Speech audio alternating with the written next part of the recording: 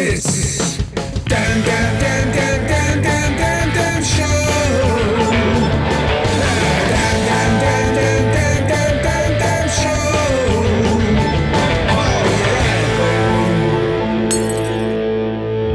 Alright. Part 3 of Monty's Memoirs. This is about Uncle Damien, the chap who got me into music and set me out on a strange path. I have described the different worlds of my parents and grandparents, but my mother's brother lived in a very different world all of his own, and this was to prove the most influential on my development and my future musical career. While the cosy worlds of both grandparent domains could be described as old-fashioned, and my parents' world as somewhat impoverished but emerging, Damien Dunnington was completely turned on to the hip world of the emerging counterculture. He was also, unlike anyone else in the family, very scientific and at home with mathematics, chemicals and the latest technology. His was the world of psychedelic music and lights, strange exotic smells, incense and oils, dangerous inventions and fireworks, often homemade. Of course I admired my uncle, who my dad got me to call Nunky, I think to wind him up. So Nunky had his own cosmic pirate radio show, Radio Ginger, named after the family cat. He built his own transmitter and broadcast around the Cambridge area. I don't think it was powerful enough to go nationwide, sadly. Nevertheless, it was illegal, for reasons we couldn't understand. In the land of free speech, why not? Also, even more illegally, and dangerous too, he made his own fireworks, both by dissecting commercial ones and making bigger ones, and by making his own explosive. In fact, Damien was knowledgeable about bomb making, and could have made an atomic bomb with the materials. Back then, his background he would never have made it into the USA, where he ended up, in this age of terrorist paranoia. But this was 1967, 1968. I had never seen an ultraviolet light or a strobe before. These and his fluorescent posters seemed to alter my consciousness in interesting and profound ways. He also made his own bubble wheels and projected the amoeba-like patterns onto the walls in and outside of the house. And there was the music. I had heard the Beatles and perhaps the Rolling Stones on the radio, but now I was being initiated into the heady world of Pink Floyd, Hendrix, Captain Beefheart, Audience, Exception, Quintessence, Skin Alley, all kinds of bands. I was especially affected by the early Floyd stuff. He had both official releases and bootleg recordings. Combined with the incense and the lights, it was a powerful experience. I can't explain now how incredible that sounded to me at 6 or 7 years old. It was full of new sounds and effects, especially echo, reverb and delay, which I loved. It really took me up and out into space. You might think Damien, Double D to his friends, was into drugs too. He was certainly interested and knew about them, but his interest was as that of a scientist experimenting on other creatures. He had too much of a sense of self-preservation to indulge himself. If he ever did, he never spoke about it. Of course, this brave new world was on collision course with that of my grandpa, the old man, as Damien called him. He hated the new music, in spite of his musical ears, and disliked everything that went with it. These young people are a disgrace. No shoes, scruffy. Why don't they get their hair cut, he used to rant. Sometimes if the music was fighting against his TV, he would pull out the fuse for Damien's room to bring it to an abrupt halt.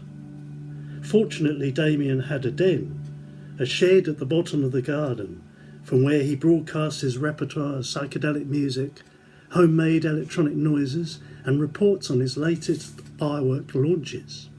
I got to hang out with him and his mate Adrian Foster, later known as Hots to Robin Hitchcock, who he played with, and to soak up the atmosphere.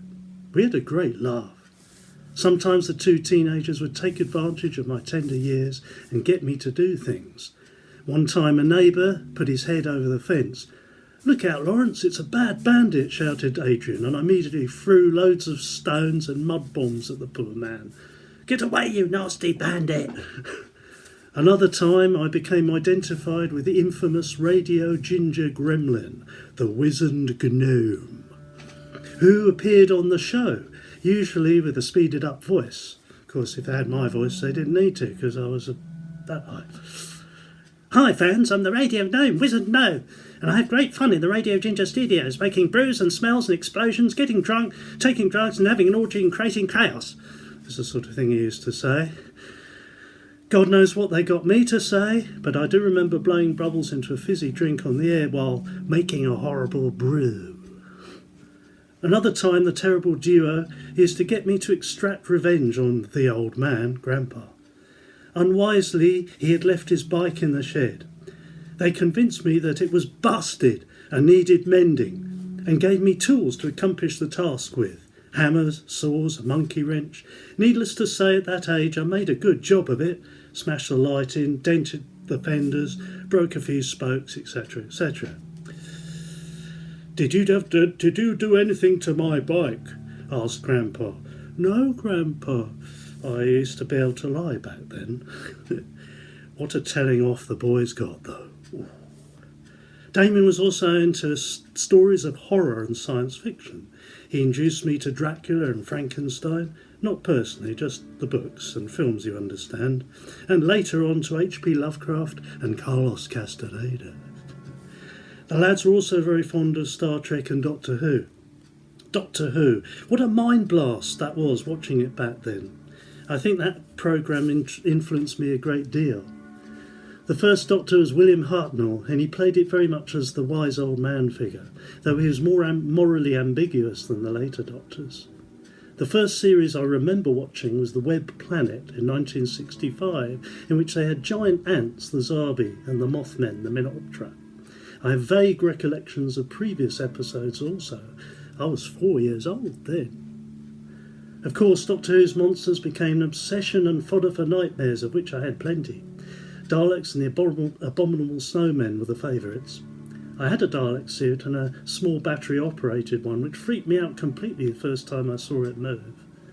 Once I dreamt a Dalek came into my bedroom in Norwich and exterminated me. As I was falling down through the mists of darkness and into the realm of non-existence, I heard my father say, "Oh, Lawrence is dead. Never mind." Was I a bit insecure? Grandpa wasn't... Oh, no, I won't read that bit. Coming back, here we go. Damien did some pretty dangerous and illegal stuff. He used to make cannons out of bits of scaffolding, one time blowing a hole through the fence. I remember him saying he'd set it to blow when someone walked by with a dog, but he didn't bother to warn him. However, fortunately the fuse had gone out. After relighting it, it proved to be quite a weapon. Another time I recall Damien making a microwave blaster. This shot microwaves outwards instead of inwards to cook something, and it burnt a hole in the grass in the field out the back. Just as well no one got in the way of that too. Eat your heart out, 5G. Behind Eltersley Avenue, where they lived, there's a patch of rough ground they called the dump, down by the river, and this was a useful area for testing small bombs and setting fire to tree stumps and so on. It should have been an MOD, Ministry of Damien, warning sign at the entrance. To me, Nunky could do no wrong. Some kids were bothering me in the street back then in Norwich, and I shouted, "My Nunky will get you with bombs and stuff." I shouted that at them. Of course, they thought I said monkey or something. Later at school, I wrote about my family, and I doubt very much if they believed the piece about my uncle. Mind you, it did end up, "One day my Nunky will build a bomb big enough to blow up the whole world." Well, the rest of it was true to life, at least.